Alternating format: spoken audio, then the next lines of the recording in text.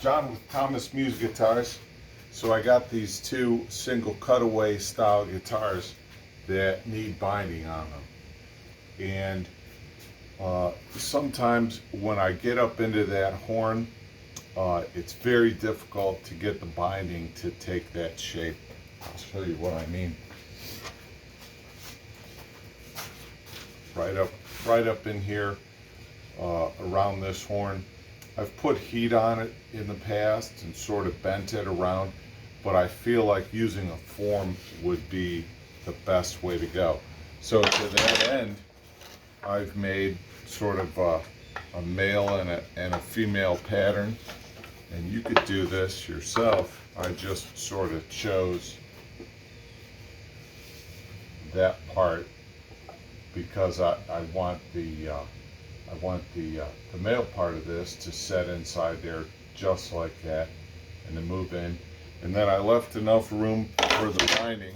Again, this is just a rough cut. It doesn't need to be super exact. I left enough cut just to get that in there, and then a little bit of an extra extension there so I could put my piece. And I've got some extra heavy abalone binding, and when I say extra heavy, I mean it's about 3/8 of an inch, 10 millimeters this way, as opposed to the 1/4 inch or 6 mil that I use a lot of times. So basically, the whole process involves just bending this part, because I find when I put the binding around the rest of the body, it takes these shapes and curves pretty readily and pretty easily. It's just when you get up in here where it gives you a bit of an issue. Miss Jane just pulled in the drive, so we may be interrupted at any minute. In fact, I'm probably going to hit pause and go help her with some of the groceries. I'll be right back. Please hold. All right, folks, through the magic of cinematography, I'm right back, and that's after I put the groceries away. You know, brought them in the house, put them away, and then had a lunch. Had a ham sandwich. It was delicious. Swiss cheese, had some nice hot hoagie spread on it. I'll tell you, I could put that stuff on everything. I think it's made by Bellevue. It's good stuff. And now Mama's off to go get her did. So, all right, got a few minutes here. Back to my tip, the binding. All right, so I made this this little piece that fits together like so, and all you do is stick one end in like this, and you take the other piece. And I thought, oh, you know, I could make this on a sliding thing and put some, you know, screws and make. You don't need to get that involved. Come on, we're making guitars, not tools, right? Yeah, even though you got to make some tools to make guitars, you want to spend most of your time making guitars. So once you get it like this, you just push it in, nice and easy. And it's going to start to take its shape. And you're going to want to feed it in. All right. So it's gently taking its shape there, right? So you're all the way in. But you know, as soon as you let this out, it's going to spring back. And that's what will give you your issues. So what we're going to do is clamp it and heat it.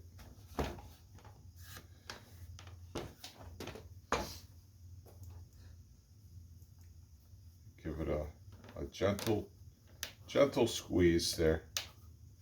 There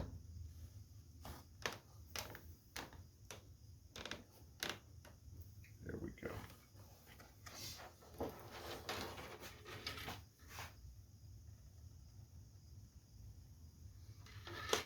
There's our little squeeze. I know we got a little overhang still left in there, right? So I got plenty. Then I'll take my trusty little Harbor Freight heater gun. I've had this for a long time, and it's never failed me. And then you just heat the whole thing up gently. See, the problem I've had in the past with this is that any kind of heat gun is a little too intense for the binding, and it actually breaks by the time it starts to bend. The binding has already started breaking down from the heat. So there's a very small window between the time when the binding starts to bend and it disintegrates. So what this does is it allows you a little more control over the amount of heat you're putting on it.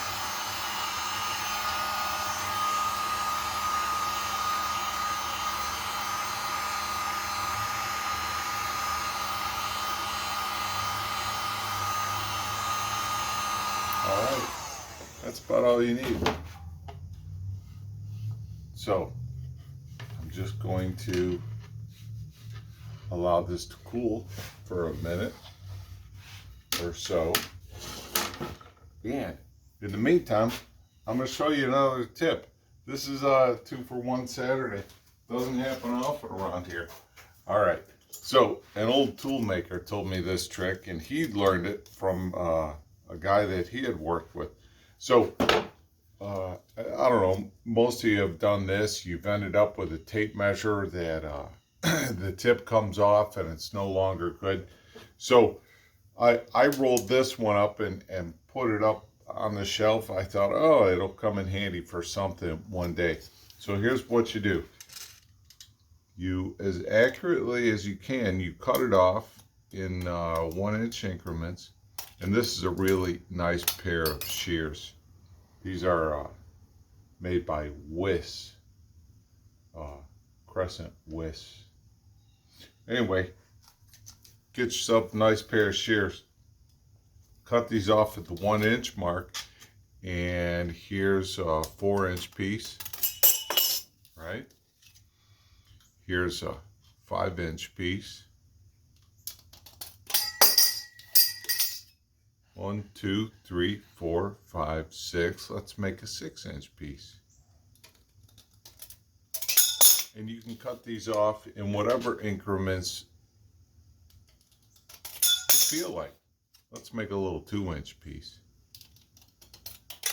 Boop. All right. And a 3-inch piece.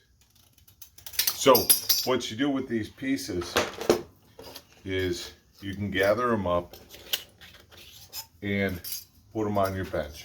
Like these 3, I could just put them on my workbench here. Now, if I'm working and I ever need to find center of something, or I need something small to measure, I've always got something around.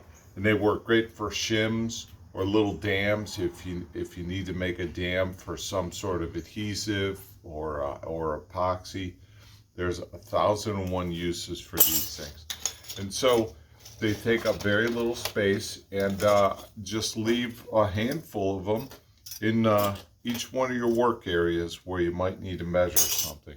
So that's my second tip of the day. Let's go back to our binder. Let's see if this has cooled down a little bit. Let's see if it took our shape and didn't break, because this binding has a tendency to want to snap. There you go. That looks real nice. Now I should be able to put this in the crook of the actual guitar,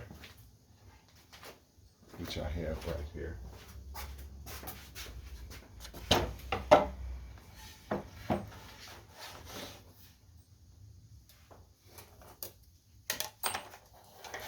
With very little issue. There you go. It'll take that shape real nice, and it'll bend right around that horn without a crack. All right, folks. Hope you have a great day. I hope you enjoyed this video, If you did, like and subscribe. And we'll catch you next time. Remember, every machine is a smoke machine if you don't use it properly, especially this one. This creates quite a bit of heat. It's still warm. All right. Peace out.